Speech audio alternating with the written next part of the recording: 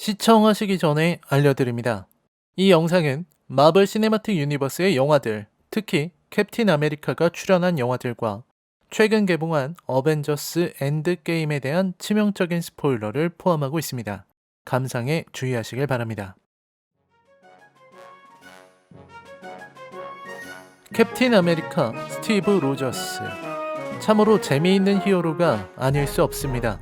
저는 여전히 캡틴 아메리카라는 이름만 들어도 유치하다는 생각을 버릴 수가 없거든요.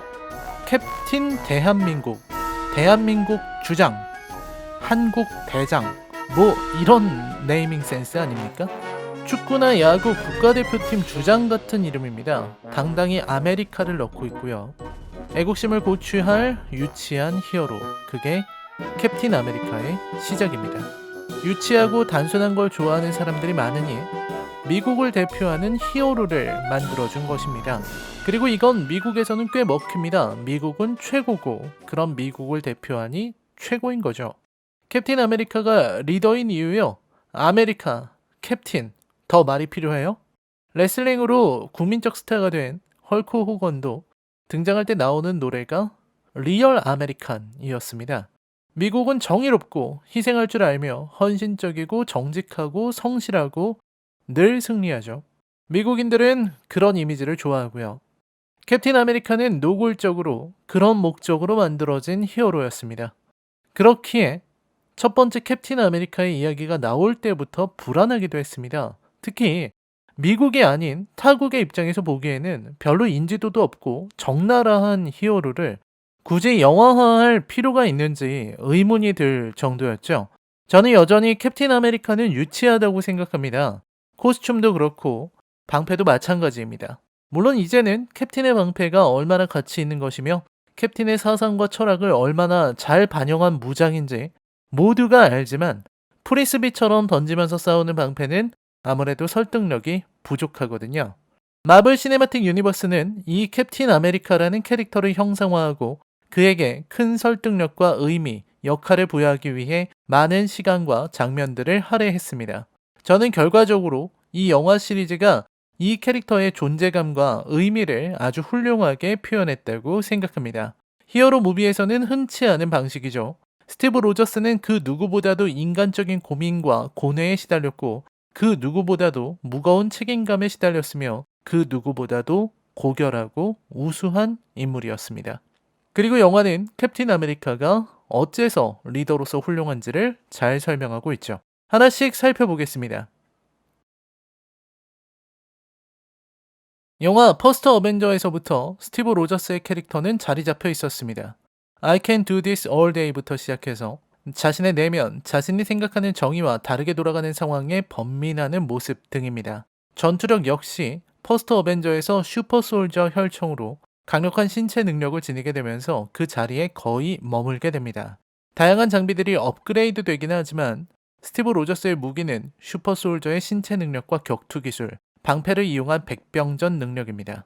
2차 세계대전에서 보여준 스티브 로저스의 전투는 평범한 히어로 영화의 그것이었습니다. 영화 자체도 평범했고 스티브 로저스가 보여준 신념과 정의를 향한 마음, 특히 나치가 어디서 왔는지는 관심 없고 그들이 누군가를 핍박하는 것을 참을 수 없을 뿐이라는 그야말로 훌륭한 히어로의 교과서에서나 나올 것 같은 대사까지 완벽하게 평범했죠. 스티브 로저스의 캐릭터가 깊어지는 것은 어벤져스부터입니다. 70년의 시간을 뛰어넘어 현대에 나타난 스티브. 현대를 살아가야 하는 운명을 지닌 스티브는 이제 자신과의 기나긴 싸움을 시작합니다. 퍼스트 어벤져의 스티브와 어벤져스의 스티브가 달라지는 결정적인 계기가 바로 스티브의 상실에 있다는 것은 주목할 부분입니다. 성장이란 매우 중요한 요소입니다. 예를 들어서 아이언맨 토니 스타크는 철없는 억만장자 무기 제조업자에서 자신을 희생하는 히어로로 성장하죠. 위대한 서사시라 불릴 수 있는 여정을 보여줬습니다. 다양한 개성을 지녔고 약점도 있어서 성장할 여지가 컸던 토니 스타크에 비해 스티브 로저스는 이미 퍼스트 어벤져에서 성장을 끝낸 인물이었습니다. 완성된 캐릭터, 자칫 재미없을 수 있는 캐릭터에게 내적 갈등과 상실을 부여해서 그의 새로운 성장을 꾀한다는 마블의 계획은 매우 흥미롭습니다. 영화는 그를 고결한 존재로 만들기 위해서 노력했고 그걸 위해 스티브는 아주 많은 것을 극복해야 했습니다. 70년의 시간. 말도 안 듣고 제멋대로인데다 개인의 힘으로는 자신을 넘어서는 다른 히어로들. 언제나 위협적인 하이드라, 그리고 자신을 향한 외부의 부담스러운 시선. 스티브에게 가장 중요한 것은 그가 구국의 영웅이 되어 있다는 현실입니다. 저는 아직도 스티브가 자신을 기리는 박물관에서 보여주는 표정을 잊기 어렵습니다. 깨어나 보니 구국의 영웅이 되어 있었고 사람들은 자신을 완전 무결한 존재로 보는 거죠. 실제 스티브의 활약보다도 훨씬 더 과대 포장되어 있었습니다.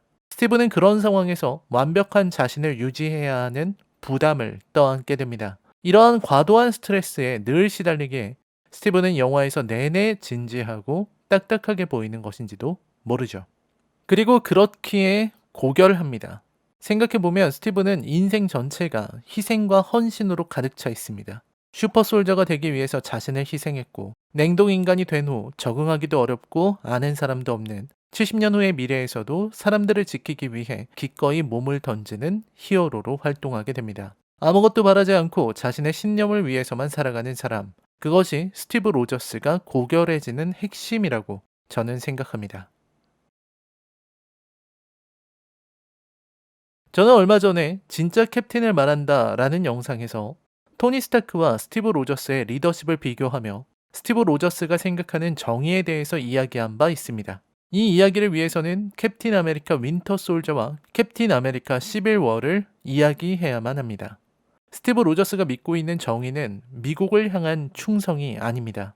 오히려 가장 미국다운 가치를 자신의 신념으로 가지고 있는 것입니다. 스티브가 가진 신념은 바로 국가란 보통의 국민이 이루는 것이며 국가가 가장 중요한 가치를 상실했을 때는 개인이 스스로 판단해서 신념에 따라 행동해야 한다는 것입니다. 하이드라에 의해 위협을 받았을 때도 그랬고 소코비아 협정 때도 스티브는 같은 논리를 선보였죠. 국가도 정의롭지 못하거나 악에 의해 더럽혀질 수 있으니 그럴 때는 다른 누구에게 묻지 말고 스스로 생각해서 스스로 옳다고 여기는 것을 수호하라는 것입니다.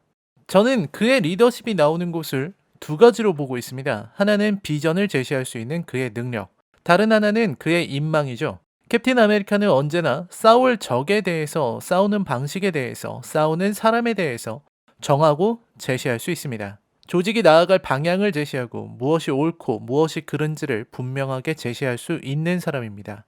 토르나 헐크에 비하면 형편없이 약한 스티브 로저스가 어벤져스 전체의 리더가 될 수 있는 이유는 바로 방향을 알려주는 사람이기 때문입니다. 그것이 리더의 조건이죠. 그리고 그만큼 중요한 것이 바로 스티브의 인망이죠. 많은 사람들이 스티브, 캡틴의 명령이라면 꼭 들어야 한다고 생각하게 만드는 것. 캡틴 아메리카라는 인물이 구국의 영웅으로 미화된 것도 한몫하긴 하지만 스티브 로저스는 그 미화를 사실로 바꾼 사람에 속합니다. 엄청난 부담에도 불구하고 자신의 역할을 성실하게 수행했고 그 결과 지금과 같은 신뢰를 얻을 수 있었습니다. 어벤져스에서 가장 겉돌던 그리고 전투에 있어서도 캡틴보다 훨씬 경험이 많을 토르조차 캡틴의 의견에 귀를 기울이게 만들 정도의 인망은 그의 최대의 무기라고 해야 할 것입니다. 민간인들마저 캡틴의 연설을 들으면 테러리스트에게 저항할 용기가 생겨나죠. 대단한 인물입니다. 어벤져스 엔드게임에서 많은 사람들이 캡틴 아메리카가 묠리르를 드는 것을 보고 놀랐을 것입니다. 물론 어벤져스 에이지 오브 울트론에서 스티브가 묠리르를 살짝 들썩이게 만든 것을 모두가 목격했죠. 하지만 스티브가 묠리르를 쓰는 것은 물론이고 번개마저 자유자재로 부리는 것을 보고 놀라움을 표하는 사람들이 많았습니다. 저는 캡틴 아메리카가 바로 체스 엔드게임의 폰이라고 생각합니다. 토르나 캡틴 마블은 퀸이나 비숍, 헐크는 룩, 아이언맨은 나이트라고 한다면 폰은 가장 약하고 흔한 백병정 캐릭터들이겠죠. 그 중에서도 가장 상징적인 것이 스티브라고 저는 생각합니다. 엔드게임의 후반부에 아이언맨도 토르도 쓰러졌을 때 캡틴은 상처 입은 팔에 다시 한번 방패를 동여매고 싸울 의지를 불태웁니다. 굴하지 않는 의지, 오뚜기처럼 일어나는 끈기의 사나이, 그것이 바로 폰의 의지입니다. I can do this all day를 굳이 말하진 않았지만 관객들도 모두 알 수 있죠. 캡틴은 결코 쓰러지지 않을 것이라는 걸. 그는 폰과도 같았습니다. 항상 리더, 가장 앞에 선다는 것. 언제나 체스에서 제일 먼저 움직이는 기물은 대체로 폰입니다. 그리고 체스의 마지막 엔드게임에 이르면 폰이 가장 중요해집니다. 왜 가장 중요하냐고요? 바로 승격 때문이죠. 저는 마지막까지 견뎌낸 스티브가 묘리를 얻어내고 마침내 승격을 했다고 생각합니다. 승격을 해서 퀸으로 바뀐 겁니다. 그렇게 스티브는 묘리를 쓰고 번개를 부리고 타노스를 상대로 어벤져스가 모두 모일 때까지 버텨낼 수 있었습니다. 상대 킹을 체크메이트로 몰아넣은 것은 아이언맨이었지만 밀리는 전황을 벼터낸 것은 스티브였죠. 마지막 전투에서 영화는 아이언맨과 캡틴 아메리카에게 최대한의 예우를 다했다고 생각했습니다. 특히 스티브를 위한 연출은 가장 섬세하고 훌륭했습니다. 스티브의 팬들은 모두 감동했을 겁니다. 어디에서 감동하냐고요? 모든 히어로들이 전부 귀에 손가락을 대고 캡을 찾는 장면입니다. 모두가 캡틴에게 물어보고 캡틴만 찾아요. 어떻게 싸워야 하는지, 건틀릿을 어떻게 해야 하는지 전부 캡틴에게 묻죠. 자잘한 상황 보고는 물론이고 잘 모르겠으면 캡틴에게 물어보고 캡틴의 지시를 기다립니다. 모든 히어로들이 전부 다요. 그러한 신뢰, 지휘관으로서 스티브 로저스가 얼마만큼 신뢰받고 있는지를 보여주는 좋은 연출입니다. 캡틴 아메리카로서 그동안 보여준 희생과 정의를 향한 흔들리지 않는 신념, 그리고 지휘관으로서의 유능함이 모든 히어로들에게 학습된 결과입니다. 스티브는 힘으로는 토르나 헐크, 아이언맨에게 미치지 못하지만 그를 뛰어넘는 리더는 없다는 것을 보여주었습니다. 그 위대함을 영화는 적절한 연출을 통해 잘 드러낸 것이죠. 엔딩에서 사람들은 스티브의 선택에 의아함을 표했습니다. 저도 마찬가지입니다. 스티브는 마치 샤론 카터와 잘 될 것처럼 굴었습니다. 하지만 끝에서는 과거를 선택했죠. 스티브는 언제나 전쟁이 있어야만 살 수 있는 존재였습니다. 그는 40년대의 사람이고 70년 후의 미래인 지금과는 어울리지 않는 사람이었습니다. 어벤져스 에이지 오브 울트론에서 캡틴이 본 환상, 캡틴은 전쟁이 끝난 이후를 상상할 수 없는 사람이었습니다. 돌아갈 곳이 없었던 캡틴은 마침내 돌아갈 곳을 찾아낸 것이죠. 하지만 저는 스티브에게 어울리지 않는 결말이라 생각합니다. 저는 그가 끝까지 고결한 희생을 할 필요는 없다고 생각해요. 다만 한순간에 늙은 캡틴을 보여주는 영화의 연출이 마지막에 그리 섬세하지 못했던 것이 아쉽습니다. 우리들이 알고 있는 캡틴은 이제 은퇴했습니다. 이제 우리는 다음 시대의 캡틴을 기다려야 합니다. 문제는 스티브 로저스가 지니고 있는 상징성과 정의를 향한 신념, 자기 희생과 리더십을 보여줄 수 있는 인물이 나올 수 있느냐는 겁니다. 영화는 많은 시간을 들여 다소 유치했던 만화 캐릭터를 설득력 있는 영웅으로 만들었고 그가 얼마나 중요한 존재인지를 인식시켰습니다. 다음에 나올 캐릭터들이 스티브의 빈자리를 채울 수 있을까요? 다음 히어로가 가질 부담이 얼마나 클지 예상이 안 됩니다. 고결한 영웅 캡틴 아메리카. 이제는 그의 히어로명이 유치하게 느껴지지 않는 이유는 그와 함께 보낸 시간들 때문일 겁니다. 이제 그는 떠났고 어벤져스에 변치 않는 초대 리더로 남게 될 것입니다. 라이넬 컬처 쇼크 어벤져스 인물 시리즈는 계속됩니다. 다음 편에서는 토르를 다루도록 하겠습니다. 댓글 부탁드립니다. 감사합니다.